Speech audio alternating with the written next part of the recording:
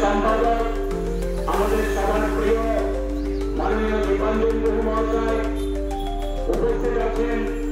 রাজ্য কমিটির সদস্য ইসলাম ছাড়া কেউ সে দেশের প্রধানমন্ত্রী হতে পারবে না, রাষ্ট্রপতি হতে পারবে না। কিন্তু ভারতবর্ষে রাষ্ট্রপতি ছিলেন জাতির হয়ে, ভারতবর্ষের রাষ্ট্রপতি মুসলমান আগে হয়েছে, শিখ হয়েছে। তার কারণে তো ধর্মনিরপেক্ষ দেশ। ক্ষমতার আনন্দে কর্তব্য ভুলে যাই না।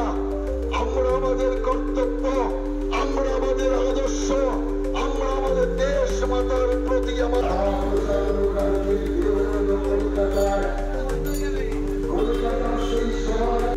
যেটা বৃহৎ হিন্দু সমাজ সেটাকে সহ্য করতে পারছে না।